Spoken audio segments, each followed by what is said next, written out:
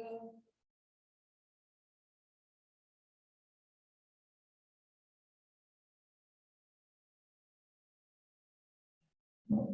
Chicos, ¿cómo están?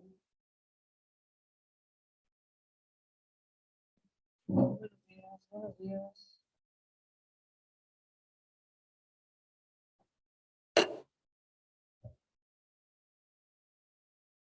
Buenos días, chiquillos. Hola, hola.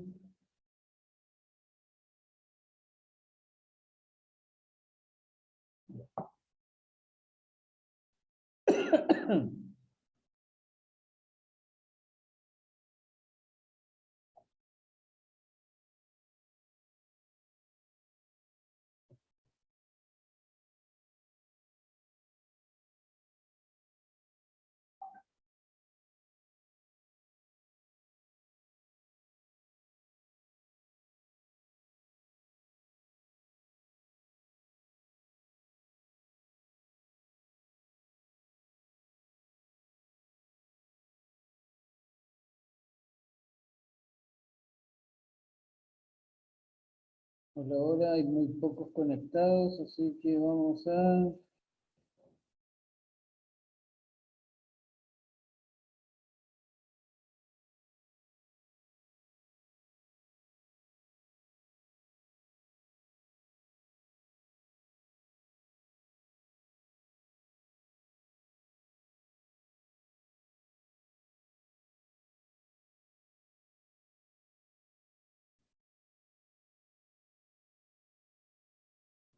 No, ¿qué pasa? Porque está un poquito conectado.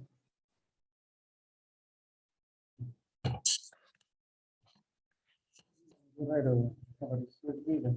Sí.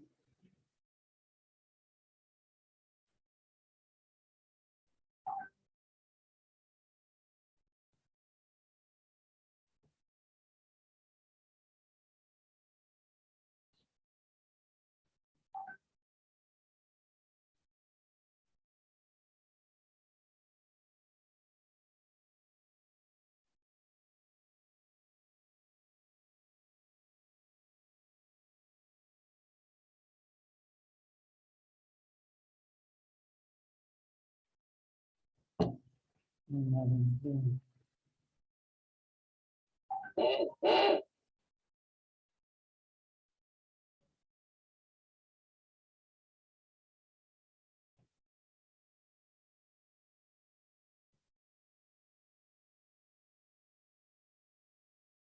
Vamos a comenzar.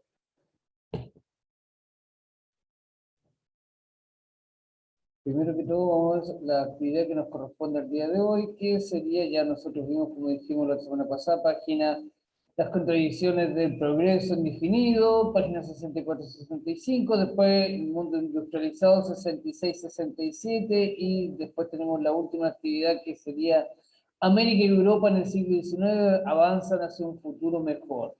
Página 70-71. Página 70-71, la actividad que nos corresponde. Recuerde que siempre se coloca primero medio, su nombre, la fecha, el título de la actividad y la página, y responde las preguntas, que son de la página, como les dije al tiro, acá 70-71, que sería esta, ahí las respuestas serían estas de acá. Son estas tres respuestas cortitas, nada más. Como hubieron menos actividades este mes, las respuestas van a ser todas. ¿Cómo se relaciona el concepto de darwinismo social? ¿Qué diferencias y semejanzas se encuentran en el recurso 3 y 4? Comparte tu respuesta con un compañero y de qué manera creen que las formas de mirar el mundo del siglo XIX han influido en la actualidad. Cuando habla de darwinismo, acá habla de distintas partes de cómo se vivió esta bella época o este esplendor cultural debido a la industrialización. Hay que recordar que estamos viendo el periodo de industrialización, la aparición de la primera época, la primera industrialización, la segunda y la tercera. La primera cuando se descubre la máquina a vapor, la segunda se contempla cuando aparecen los nuevos combustibles, y la tercera revolución industrial la que estamos viviendo hasta el día de hoy. Hay que ver que esta bella época parte más o menos del siglo XIX, pero en el año 1871, 1914 más o menos. Aquí hay distintas miradas que nosotros ya las vimos, estas miradas intelectuales. Así que aquí está la página 70-71, las preguntas y las actividades que tenemos que hacer. Aquí ahora vamos a continuar con... ¿Dónde está? Oh, ¿por qué no lo tengo? Un momento que no me toma. Vamos a ver lo que se le llama la bella época de 1871 a 1914. Ese es el título de hoy, bella época.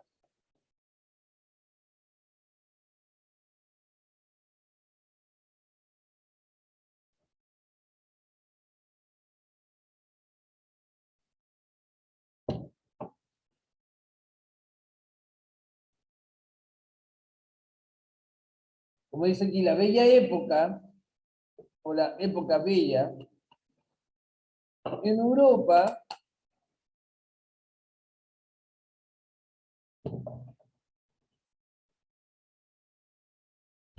viene directamente se refiere, hay dos expresiones planteadas de la bella época, una que viene después de la Primera Guerra Mundial y la otra se refiere a una época aparentemente más brillante y estable entre el año 1871 y 1914, antes de que comience la Gran Guerra. Y obviamente que su mayor esplendor fue entre las últimas dos décadas, del siglo XIX y los primeros años del siglo XX. Esta gran, como se le puede decir, este gran periodo es el periodo de la Revolución Industrial, donde hay un sinfín de descubrimientos, donde aparece una palabra que se llama imperialismo,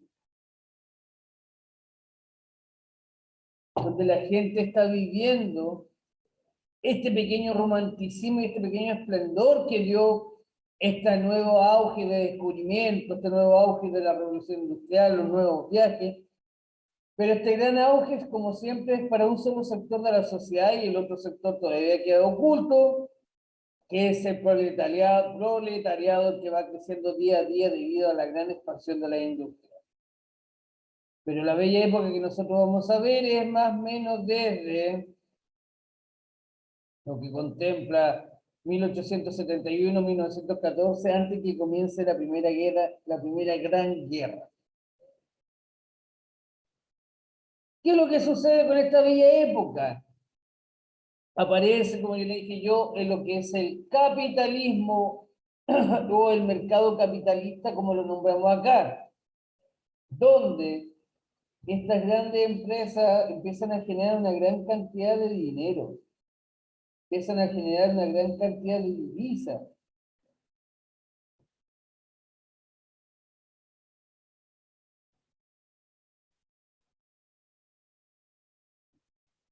Por eso mismo, dentro de este proceso de industrialización, como dice aquí, la hegemonía de Europa también se desplegó mediante la economía.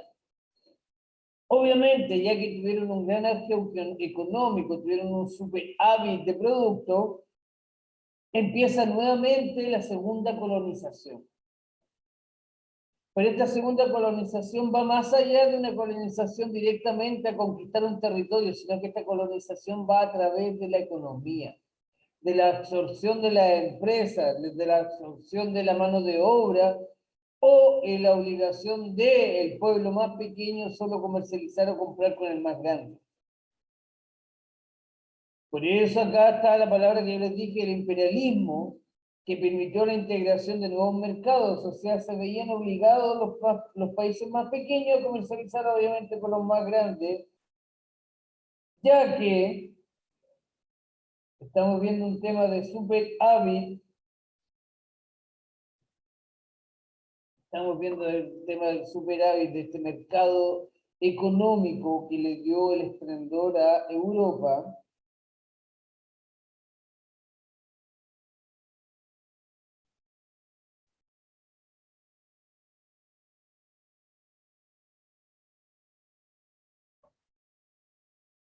Le dio por eso dice, el imperialismo permitió la integración de nuevos mercados, o sea, se amplió el mercado, Ya las empresas, la industria que estaban directamente en los países europeos se fueron expandiendo hacia otros continentes. También las inversiones y préstamos europeos se expandieron por todo el mundo. Obviamente, los países más grandes como Inglaterra siempre siguió prestando dinero y prestaba dinero mucho a lo que era Latinoamérica. Chile, desde un comienzo siempre, hasta para la Guerra del Pacífico, le pidió apoyo económico a lo que es a Inglaterra.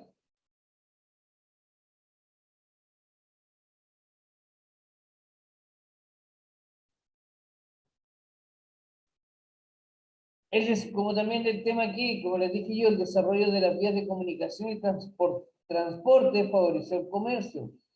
La locomotora acortó mucho las distancias y principalmente la cantidad de carga que se podía llevar. Los barcos a vapor eran mucho más seguros que los de vela y también podían transportar más productos. Y como dice aquí, las potencias europeas se vieron beneficiadas de la extracción de sus materias primas y la venta de sus bienes manufacturados. Tienen que considerar que normalmente la India, que era una colonia inglesa, obligaba a todo el pueblo indio a comprar ropa que producían en Inglaterra. No los dejaban vestirse de la forma tradicional, sino que tenían que vestirse como el mundo, como el hombre europeo. Y es ahí también donde tienen un mercado seguro y un mercado canalizado que, entre comillas, los obligan a comercializar y comprar sus productos.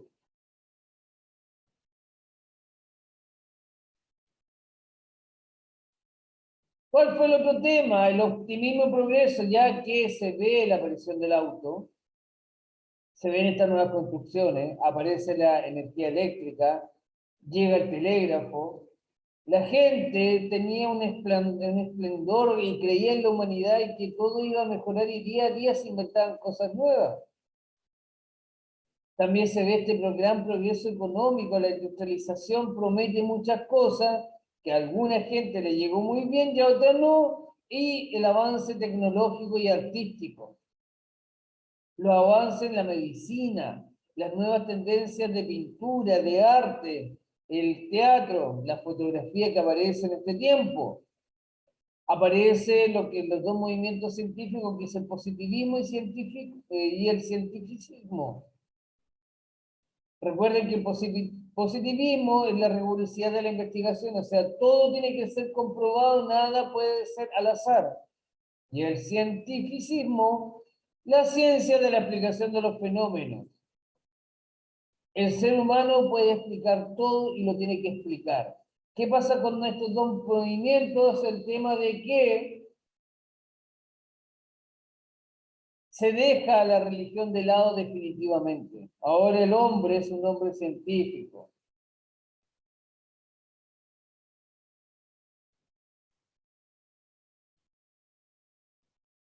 El hombre es alguien que puede comprobar todo y lo tiene que comprobar.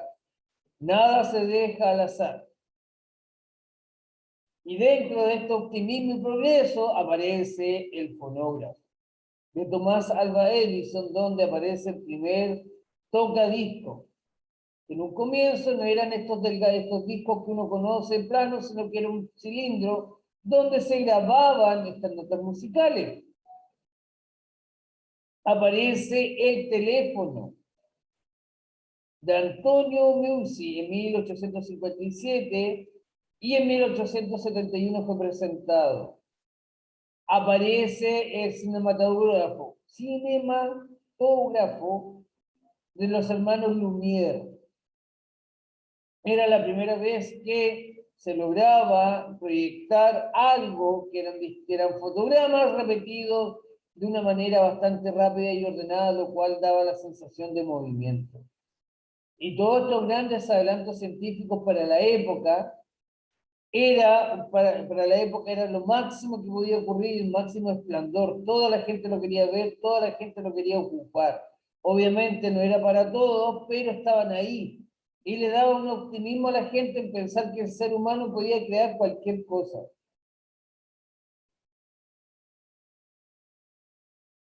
Aparece el primer automóvil de Carl Benz. Yo creo que a algunos de ustedes que les gusten los autos, o posteriormente les gusten los autos, o quiera ser mecánico, tiene que saber que Aunque estudie mecánica, va a tener siempre historia de por medio.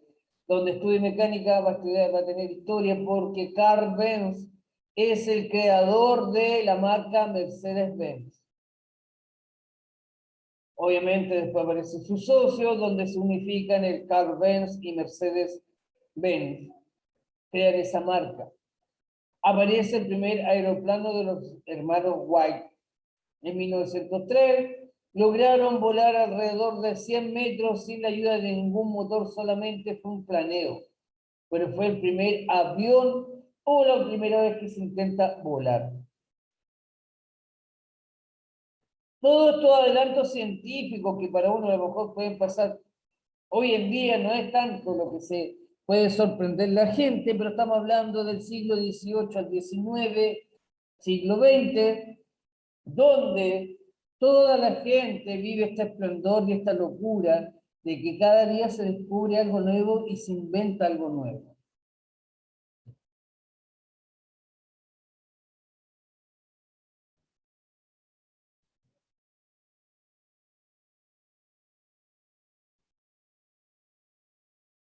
Obviamente aparece el primer automóvil, el primer aeroplano, y aquí vienen las ciencias exactas.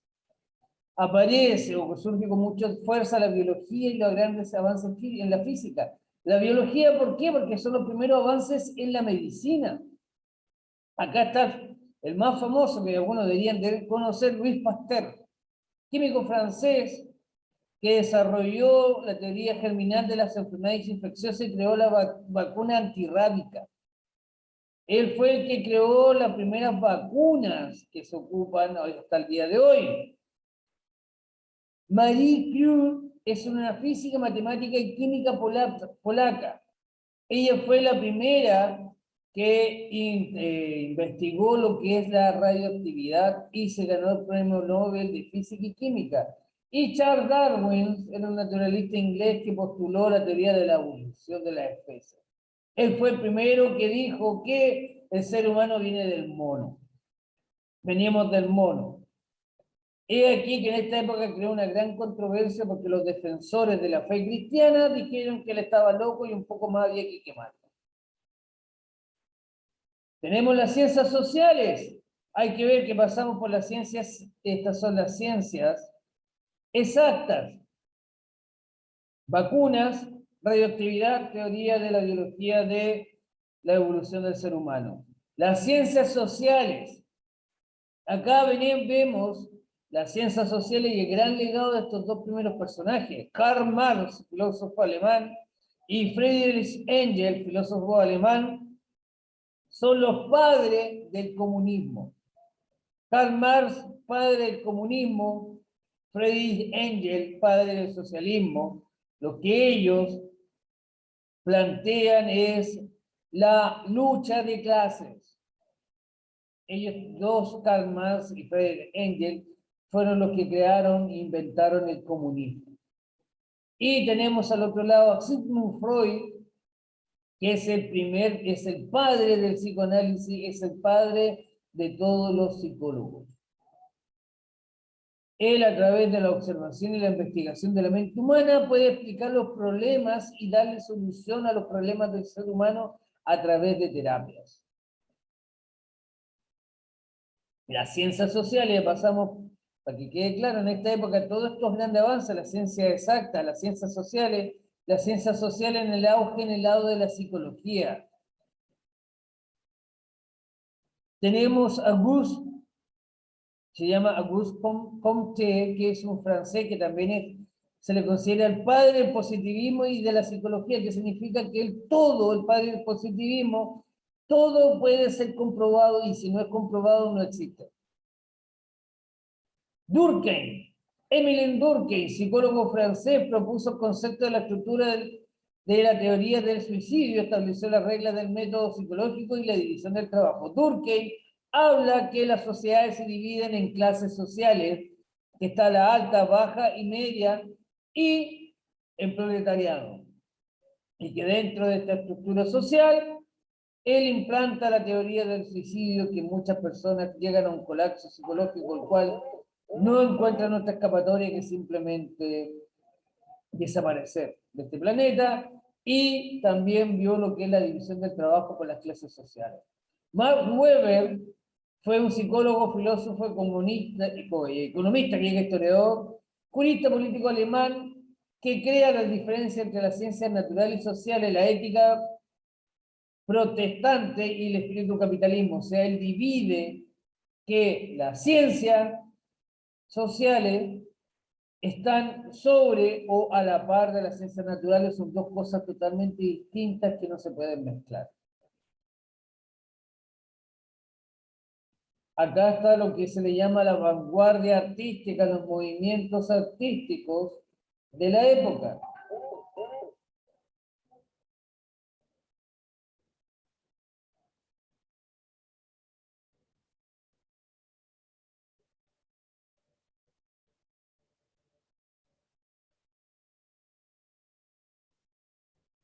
Tenemos la vanguardia artística, aquí sale el fauvismo, la dama del sombrero de Henri Mathieu. Diríamos el cubismo, fábrica de Horta del Ebro, Pablo Picasso. ¿Cuál es la gracia de esta vanguardia artística? Que se pierde se cambia esta forma de pintar que venía de la época clásica, donde tenía que ser, estaba casi el perfeccionismo. Recuerden las pinturas que se ven en el Renacimiento, el rescate de la cultura griega, donde todo tiene que ser igual, todo tiene que ser perfecto, y que el arte es rupturista y más democrático, y masificada por la publicidad de la época. Aquí en esta época empieza a aparecer lo que es la publicidad. ¿Cómo yo vendo mis productos? A través de una imagen. Tenemos aquí nuevamente la vanguardia artística, donde se pierde, se cambia esta estructura de que todo tiene que ser perfecto. Aquí tenemos el impresionismo, el grito de Edvard Munch. Acá tenemos el futurismo. Tenemos el deidismo, rueda de bicicleta. Tenemos surrealismo de Joan Miró. Y tenemos los movimientos demográficos, debido a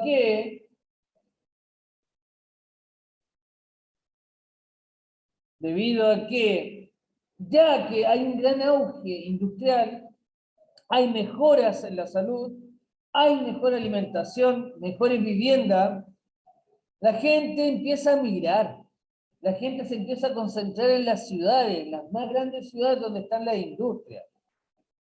Y obviamente empieza la segunda colonización. Mucha gente, principalmente, emigra a Estados Unidos y también emigra a Latinoamérica. Recuerden que por eso nosotros tenemos grandes colonias en el sur de Chile, alemanas, polacas y españolas, y también una gran parte italiana. Porque la gente, como llega a las grandes ciudades, a la concentración de las grandes ciudades y ve que ya no hay más espacio y necesita trabajar, se van a las colonias de los imperios. Obviamente, desde Francia, casi toda Europa se van a Estados Unidos y la otra mitad se viene a Latinoamérica. Acá están las grandes migraciones que hubieron, principalmente de Rusia a lo que es América Central, de Europa a Estados Unidos, de África trajeron muchos esclavos a lo que es Brasil. Desde Inglaterra se fueron a Australia, Nueva Zelanda, América del Sur. Aquí está la inmigración. ¿Desde qué parte partieron, hacia dónde fueron a colonizar? ¿Por qué de este lado de acá? Porque acá, como la revolución industrial tuvo un gran auge, la gente, las personas empezaron a vivir mejor, empezaron a tener, obviamente empezó a crecer la población y se necesitaba despejar un poco este tema. Se necesitaba que la gente desapareciera un poquito de acá, o sea, no es que desapareciera, había más población, y como hay más población ya no había el mismo espacio para todos que estuvieran acá, y empieza este tema de la nueva colonización. Por eso mismo acá estamos viendo lo que es la sociedad de masas, aumento de la población, aumento de producción industrial, espacio de distracción, la clase alta, burguesía, clase trabajadora. Mira, aquí vamos a ver un pequeño video de lo que es la bella época.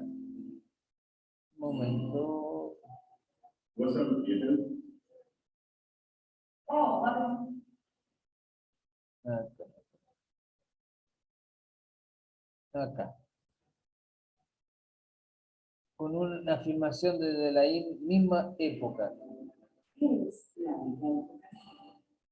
El término época, derivado del francés de l'époque, es una expresión que describe el periodo de la historia comprendido en la década del siglo XIX y el estallido de la Primera Guerra Mundial en 1914. Esta denominación correspondía a una realidad recién descubierta que incluía nuevos valores de la europea, la expansión del imperialismo, el fomento del capitalismo y la preponderancia de la ciencia y el progreso como benefactores de la humanidad. También describe una época en que las transformaciones económicas y culturales que generaba la tecnología influían en todos los estratos de la población. En nuestros días, el vocablo de la época nos implica una visión nostálgica que tendría a enriquecer el pasado europeo anterior a 1914 como una especie de paraíso perdido tras la Primera Guerra Mundial. A finales de 1800, la industria mecanizada se convirtió en la mayor fuerza creadora de la civilización occidental. Las máquinas producían una serie de artículos que, gracias a la estandarización, disminuyeron el costo de los mismos. La energía mecánica generada por el vapor aseguró el transporte regular y barato, dando origen a una economía mundial. Las materias primas pudieron transportarse desde otros continentes. Los artículos industriales se exportaban desde grandes distancias. Con la industrialización y el desarrollo tecnológico, las ciudades se hicieron más habitables. La iluminación eléctrica hizo las calles y las plazas más seguras. También permitió a las clases medias y populares urbanas prolongar su tiempo de ocio, realizando fiestas o simplemente gozando de amplios y modernos paseos. La emergente clase media, pequeños comerciantes, abogados, médicos o profesores gustaban de visitar los cafés de la época. También se realizan tertulias, reuniones literarias, musicales o políticas. La poesía, el grupo social más importante, aumentó su influencia gracias a la propiedad de la tierra y de las grandes empresas industriales, financieras y comerciales. Los burgueses, a imitación de la aristocracia, gustaban de celebrar fiestas y reuniones en amplios salones y jardines. Durante la bella época, la información se produjo a grandes distancias, de forma masiva y veloz, gracias al desarrollo de la tecnología, de los ferrocarriles, el telégrafo y el teléfono. El gran invento de finales del siglo XIX fue el cinematógrafo, obra de los hermanos Lumière, un aparato que reproducía la realidad, al igual que lo había hecho la fotografía, pero esta vez con movimiento. En cuanto a las bellas artes, surgieron tres corrientes pictóricas que marcaron el inicio del siglo XX: el expresionismo, el cubismo y el modernismo. La sociedad urbana albergaba el sentimiento de estar participando de una era de progreso y expansión. Frecuentemente se celebraban grandes exposiciones en las que se mostraban los últimos adelantos de las más diversas. También era habitual la creación de museos para distribuir al público en los más variados países. El estallido de la Primera Guerra Mundial señaló de esta época histórica, cuando el equilibrio relativo que había durado desde 1815 se vino abajo en 1914. Los habitantes de Europa ingresaron en una era de conflictos violentos, colapso económico y revolución social. Los que sobrevivieron aprendieron a mirar los años anteriores a 1914 como una edad más feliz de decoro, orden y seguridad. Ese es un tema que vamos a tratar posteriormente, la palabra imperialismo y el tema del expansionismo. O sea, la gente, las grandes potencias, los grandes países, Cada día se sienten más superiores porque sienten que tienen una fábrica, tienen una industrialización mejor que el de al lado. Mi país tiene mejores fábricas que el tuyo, mi país tiene mejor industria que el suyo, y ahí empiezan a hacer este sistema, este más que sistema, empiezan a hacer nuevamente ¿cómo le podríamos decir? Como este movimiento filosófico, nuevamente esta exacerbación de lo que es el nacionalismo. Yo soy mejor que el de al lado. Por eso lo vamos a ver posteriormente.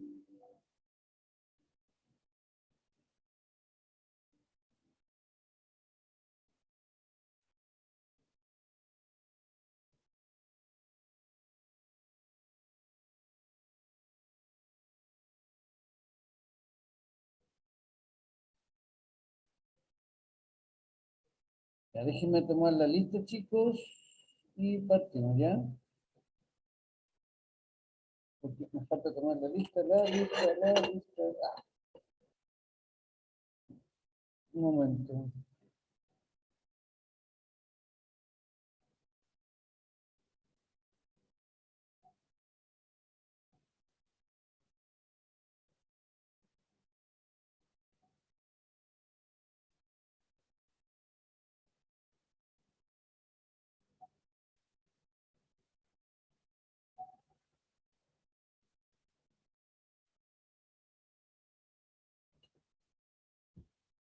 Ya, vamos a continuar viendo una cosita antes que se nos acabe el tiempo. De lo que es la bella época y lo que es aquí la bella época del imperialismo para entender un poquito el proceso de lo que vamos.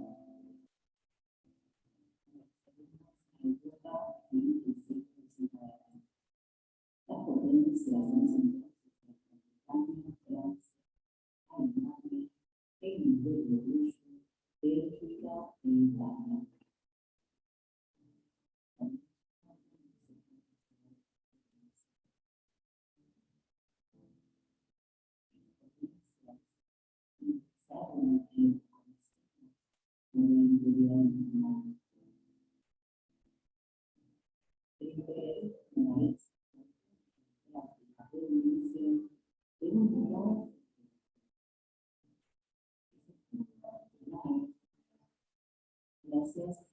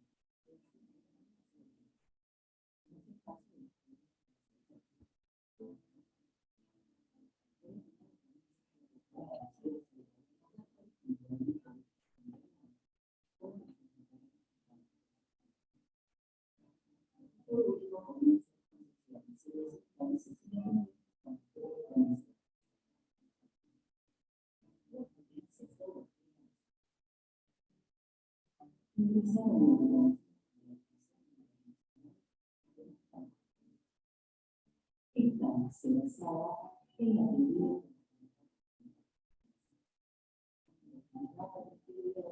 Es una persona países pensados por un lado,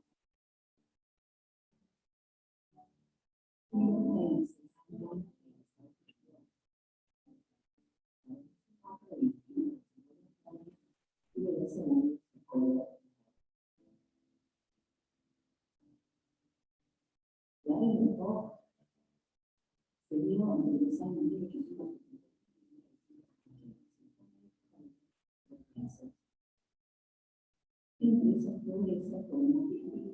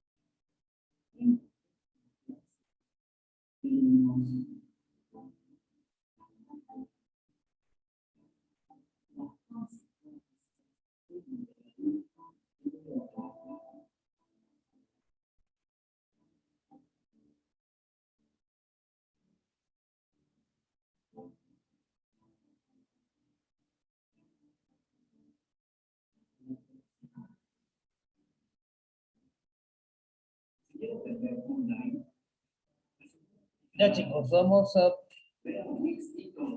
parar un poquito, porque igual me queda poquito tiempo. Voy a parar esto.